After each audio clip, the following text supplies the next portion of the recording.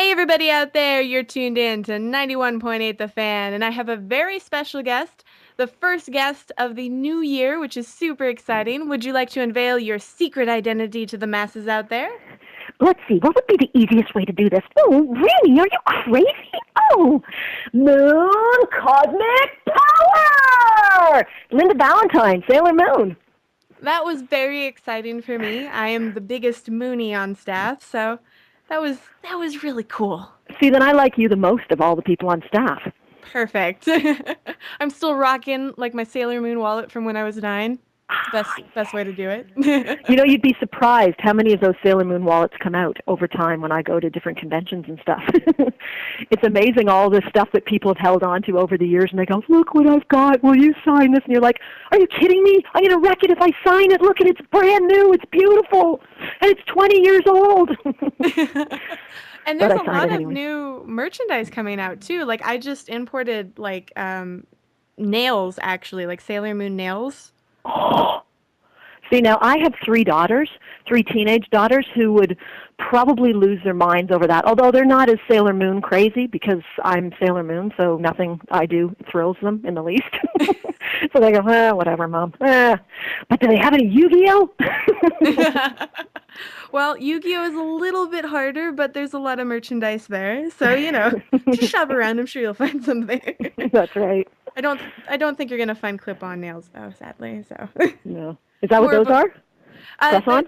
yeah, basically you can adhesive tape them or you can use the glue or whatever works better. I like using the tape just because I work so much on the computer and I don't want to lose one and then I have glue everywhere and it's not fun. Yeah, no, that's not good. And yeah, it's not fun at all. The Yeah. the efforts we go to be beautiful. I know. Oh, I know. Well, for the listeners out there who are unfamiliar with your work, how initially did you get into voiceover? Because for a lot of people, it's not something you just step into. It's something a lot of people trip into.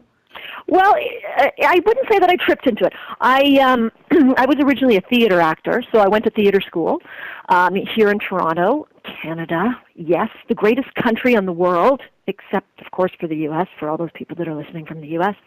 And when I was at theater school, one of the courses that we had lots of different courses like dance and stage acting and all this stuff. But one of them was a voiceover course.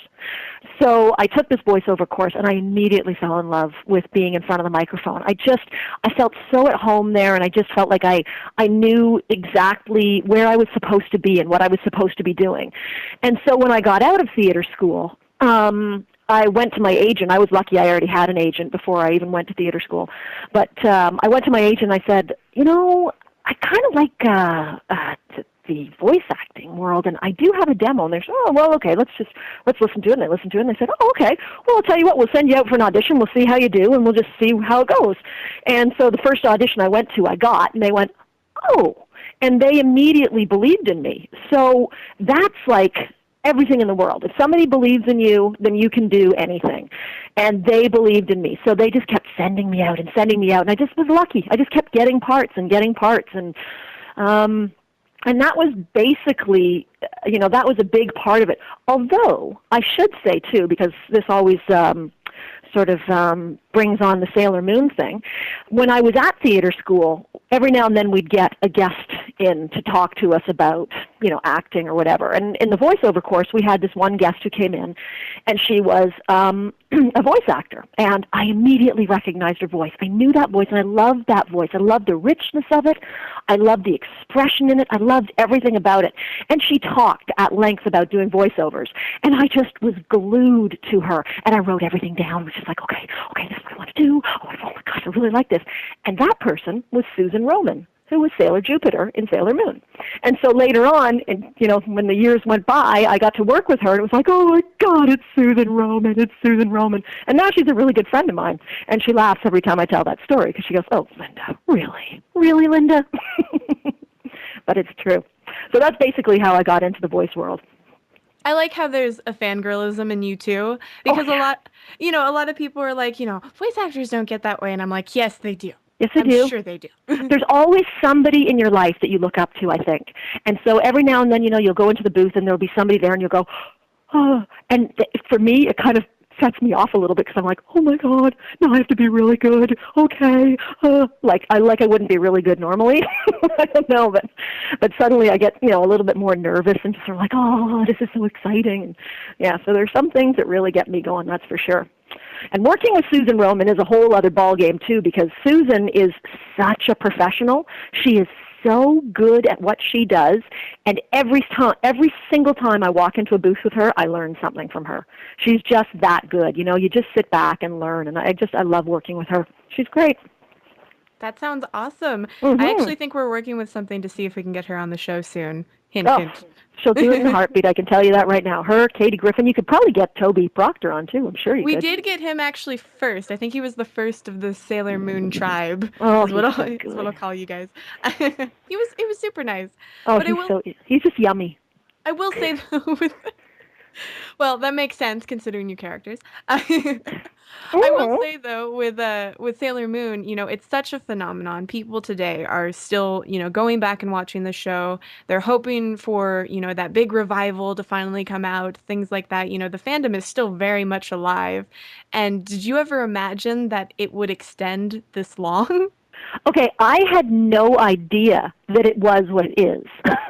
If that makes sense at all. Of course I had no idea that it would ever continue to grow to what this is. But it wasn't until May of last year, of 2013, I had a fan that just kept bugging me and bugging me. Linda, please will you go to this con? Please will you go to this con? I had never been to one in my life. And I was sort of like, I don't know. Nobody had asked me.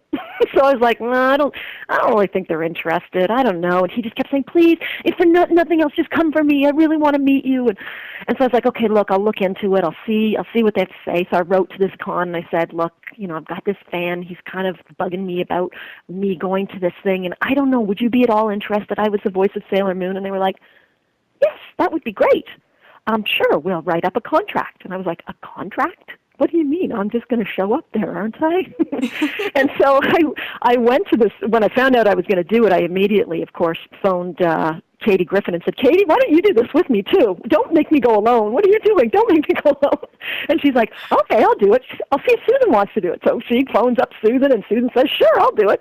So they went to this con with me, and when I got there, I had no idea what to expect. Honestly, because I'm the third Sailor Moon, I really thought, I don't know, somebody might throw rotten fruit at me. Somebody might just go, Linda Ballantyne, whatever. But it was a complete opposite reaction to that. Everybody was so lovely. Everybody was just so giving and generous and beautiful. It was just the most amazing experience, and everybody was just so happy.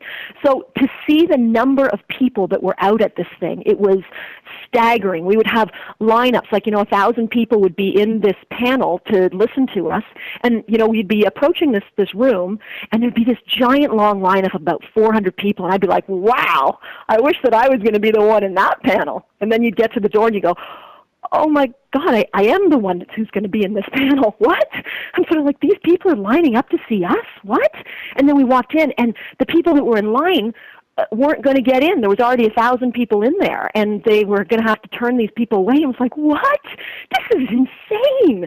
So I was extremely, extremely overwhelmed by it all, and I still am, quite frankly, to this day. It boggles my mind, but I love it. I love it. And I believe you'll be going to one of the biggest conventions in the US come summertime. I believe I am too. Now, which one are you saying is the biggest one? Because I'm actually Anime going to quite a... Expo. Which one? Anime Expo. I believe you and Susan and Katie and a few others are going for And that. that's in LA? Yes. Yes. Yes, we will be there. Yes, we will. We've actually got a number of conventions lined up. We've got one in Boston that we're going to be going to, I believe in March. I might even be getting these dates wrong, but I think it's March. And where else are we going? We're going to be going to Baltimore, I believe. Am I giving away too much stuff right now? Are they going to get angry at me at these things? I don't know. Well, I Dallas? mean, if they haven't, announced it yet, people out there can guess, but you didn't say the name, so. That's right. And Dallas, too. All you Dallas people can get excited about that, too.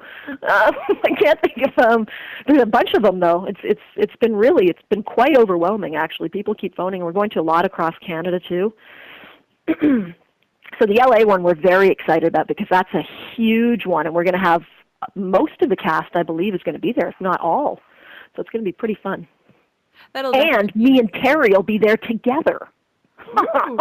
I think Terry's going. Maybe she's not. I'm not even sure actually. I haven't seen an announcement for her Oh, yet, so we'll have to all right. see. I hope she does. I really do because we have. I mean, I saw her in a few auditions when we were younger, but she lives out west, I believe. So I never see her at all, and I don't know how much. I don't know what she's doing now, actually, to be honest with you. But I would love to get in a panel with her and me because I think it would be really, really fun and very interesting too, because we certainly had different takes on the character.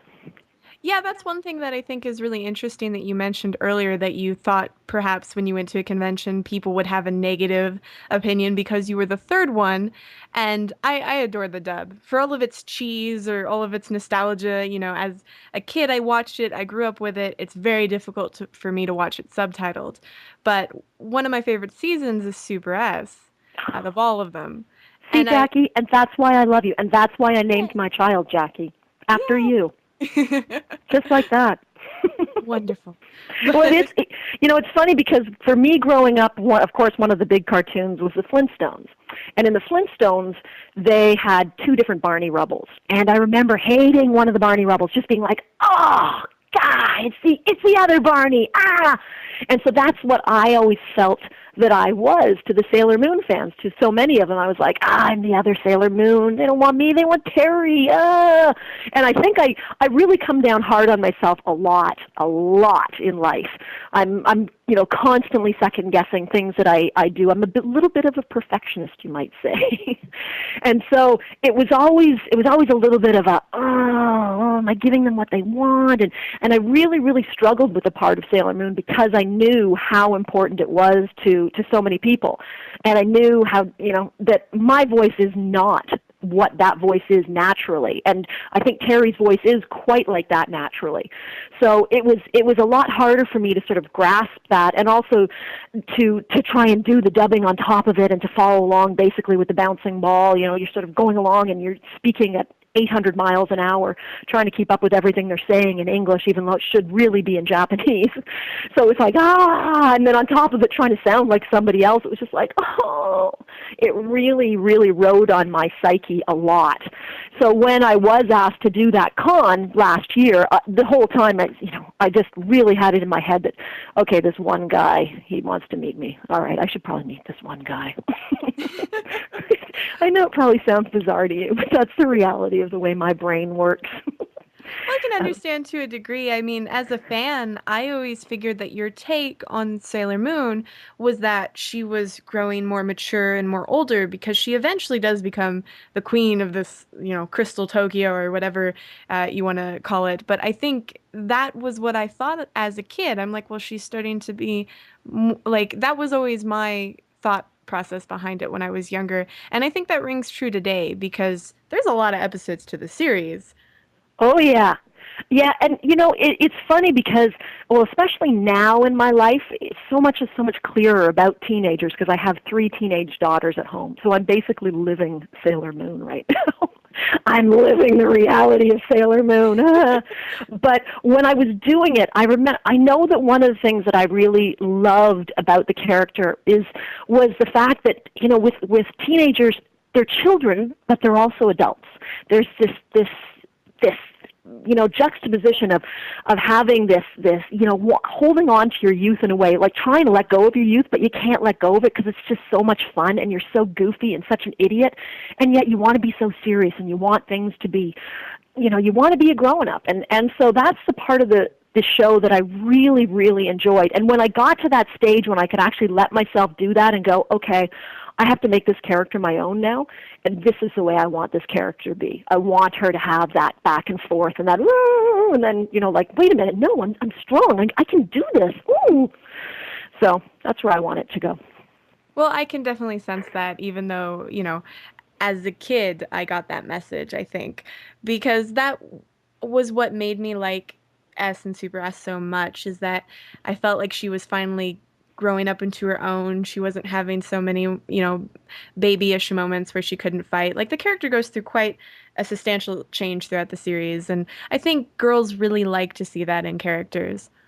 Yeah, I do too. And I think that that's why the popularity of the show was so huge because the girls needed that. They needed to see that. And there wasn't anything for them that was like that. So, way to go, Sailor Moon. Way to Yeah, go. definitely. Like I feel like there's a lot of shows out there that like to have a strong chick, they have really a strong like tomboy gun tooting chick. And not a lot of girls can relate to that. I feel like you can be feminine and still be strong and but you don't have to be tough or rude. Yeah, yeah, And that's the one thing that I really adore from Sailor Moon. And even to this day, when I see idols that follow that trend, I'm attracted to them. yeah. And and as crazy as it sounds, even just the dress up part of it, because I know that even with my teenage girls, they still will get into dress up clothes, and you're like, oh my god, really? Can we throw out these dress up clothes? No, you No. can't throw those out.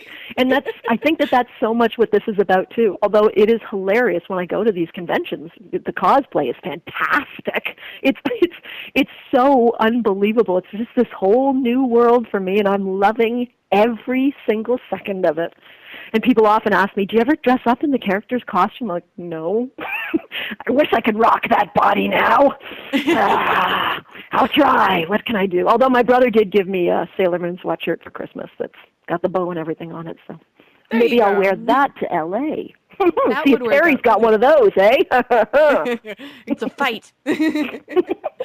Well, no, I can understand. I mean, I used to cosplay quite a bit when I was younger, but as I went to conventions and started working more, it's been very difficult because, how can I control a camera when I have no peripheral vision because my wig is like 10 feet tall? So, Yeah, that's true. however, the last convention I went to, Otakon Vegas, I was just half rocking like a Marty McFly outfit because he just wears like, a life preserver pretty much and a denim jacket. And I had the hat from the third movie, the like psychedelic one he wears in the future. God, you So, got it all. I love that. I love it. I've been to a few that have a full grown what is this, Totoro? Is that it? Did I say oh that right? yeah. Oh, and this thing it's like the size of a refrigerator. And the guy walks around, he just waddles around all over the place. He's just absolutely hilarious. I've been to a couple of them. I'm like, really, you're back? Wow, look at this thing, man. How does this thing stand up? How do you stand up to it? But he does.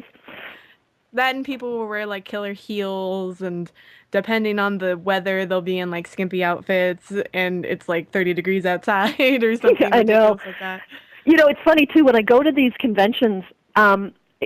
People don't, because I'm a voice actor. They don't really know what I look like usually, right? So I can sort of walk around and nobody knows who I am. They don't care who I am.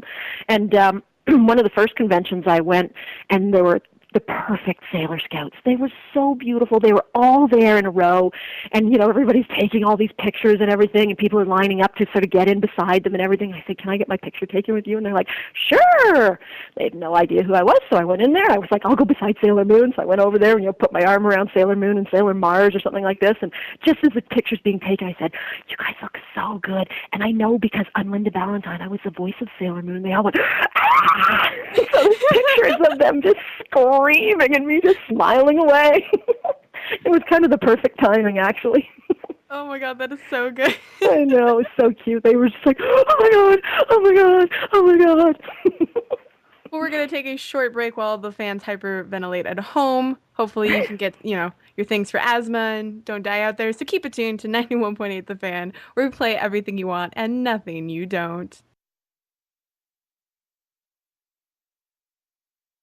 Hey everybody out there, we're back. We didn't go anywhere. We didn't hurt anybody. We might have, egged somebody's house just to, you know. I went to the bathroom to have Okay, a well, glass of water. that might be a better constructive way with your time. I think Chris was, egging somebody's house in the background. That was what he was doing. Because I never know what he's doing in the background because all he is muted. So he could be He's just a committing. disembodied voice, quite frankly. That's what Yeah, he I is. know, right? He's such a weirdo. Anyway, as you can tell, our special guest is still here, hanging out with us, and Woohoo! sadly hasn't gotten bored of us, which is always a good thing. Look at all you're doing is talking about me. How could I get bored about that? This is fantastic. I love it. I absolutely love it. But for the fans out there, obviously, Sailor Moon is the one that everybody remembers, but, Sailor Moon hasn't been on the air for a really long time, and I'm sure there's been other things you've been doing with your life. So what projects are you currently working on that you can talk about? Well, currently I am doing a new version of George of the Jungle, which is a new animated series, and it is really cutting edge. It is insane. They do insane things in this. The writing is so funny. I love it so much. Now, this is all original animation. In Toronto, we do mostly original animation. We do some dubbing, not a lot really anymore, but the original animation is certainly a lot more fun to do because you're really taking a character that the difference between original and dubbing, obviously dubbing has already been drawn and revoiced in another language, but the original is you go in first, you voice it, and then they draw the pictures accordingly.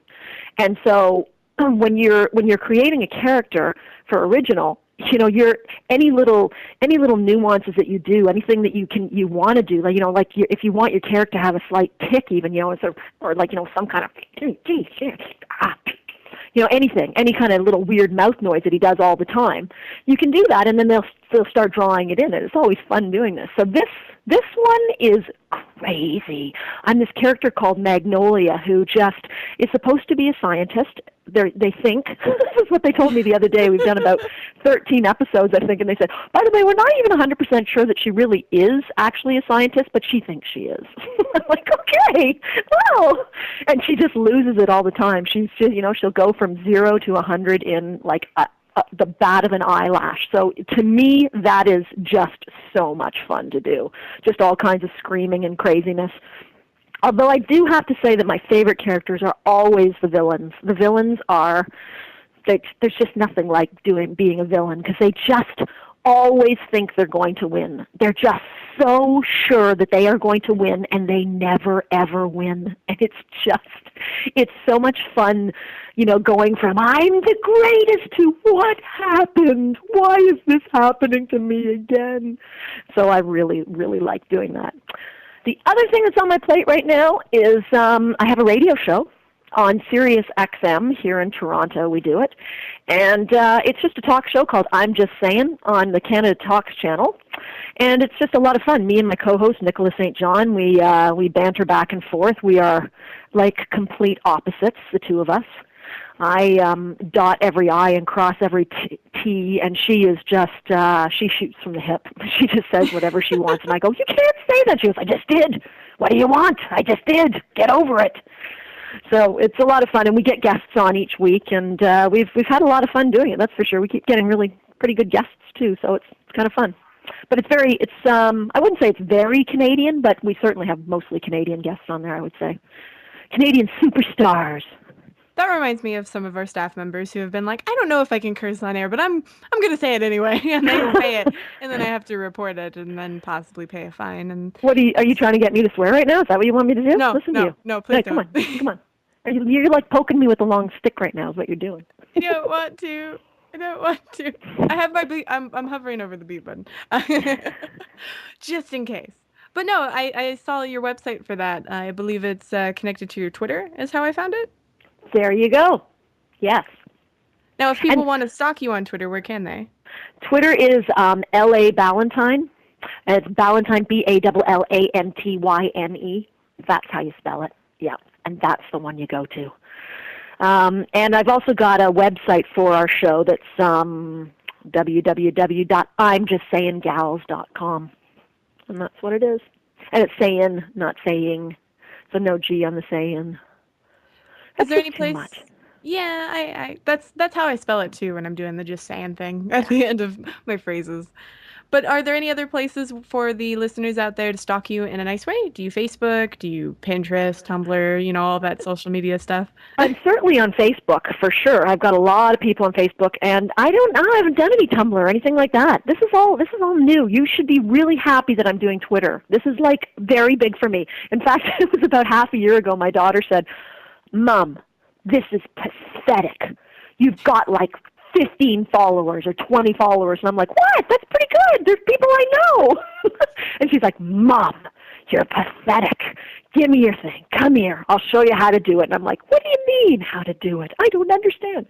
And so she went from having like 20 followers to like, I don't even know how many I have, but I have a few anyways. I don't even think I could teach my mom how to Twitter. I'm still teaching her how to use the VHS See, I keep tapes. telling them that I'm cool. I keep saying, "You don't know, I'm cool, man," and they're like, "No, mom. Oh, please." They You just can think you I'm can use my mom as an example. She still can't check her voicemail or her email or use the good. VCR. So, Well, my husband doesn't even have a cell phone. There you go. How's that? well, see, he And he can be the teaches not cool computers and one. stuff. Yeah, he can be the not cool one, and you can be the cool one of the That's family. right. That's There you go. exactly it. Mm. And now, obviously, you mentioned a bunch of the conventions that you're going to be going to in the beginning of the interview, but hopefully, we'll see you at Anime Expo. I'm moving to San Francisco in April, so I will be a little bit closer to your area when you Oh, visit. you'll see me, and you make sure you come by and say hi to me, is what you have I to would do. love to, Okay, good. I like that. which might be very difficult considering how big that convention is. Sometimes You it's easy. No, no, no. You just make sure you find me. You find me and say, "I'm Jackie," and I'll go, "Jackie, now I get to see your I'm face." not just a disembodied voice. No, I named my child after you. How could you be? Well, for all the listeners out there, we have a tradition we do at the end of the interview, and I was wondering if you'd be willing to participate. I'm in. I'm all in. Perfect. You weren't hesitant at all, which I love. People Do get I me have to put really my super clothes back scared. on for this? No? No, you could be naked. It's fine. It's not a big deal. But basically, we ask if you'd be willing to do a radio bump for us. Sure. Awesome. The trick of it, however, is that we do the takes live on air. So if you mess up, everybody hears it. The pressure, the pressure. All right. You have a What do I ton have of to say? practice. You have a ton of practice at this, so I'm not worried. We basically ask if you'd be willing to say, "Hello, my name is," you insert your name.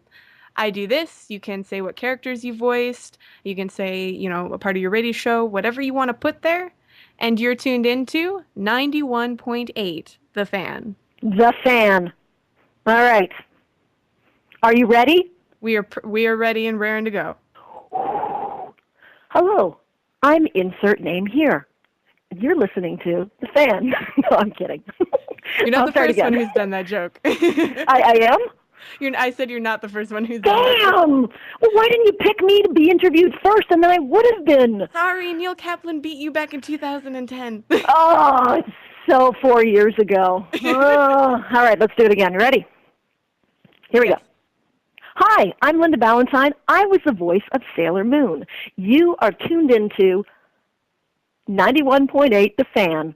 Moon Cosmic Power! Did Neil do that? No, he didn't do that because he was Optimus Prime. He can't really do that in a convincing voice. Optimus Prime.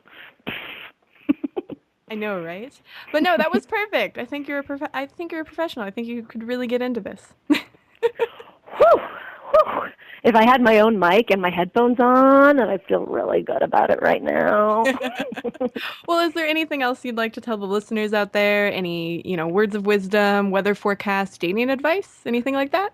Well, I would say, number one, all you Sailor Moon fans out there, stay true to who you are, because I'm telling you now that of all of the people that I've met, and I've met now thousands in the last half year or so, every single one of the fans I've met is so fantastic. I have loved them all, and I've loved them all for their originality and who they are. And they're just great people. So I just wanted to say thank you. Thank you for being so generous and for being there for me. Because a lot of people have come to me saying, "You don't understand, you're my childhood. You were so there for me in my time of need." And I'm like, "Are you kidding me? You are so there for me." So it feels really good. So know that you're loved back, that's for sure. Well, I'm sure a lot of the Moonies out there really appreciate that. And thank you so much for joining us today. Well, thank you, Jackie. You were great. And for any of the listeners out there that missed any of this interview, don't fret. You can find it on the website within the next few days. So keep your eyes peeled to 918thefan.com and your ears tuned to 91.8 The Fan, where we play everything you want and nothing you don't.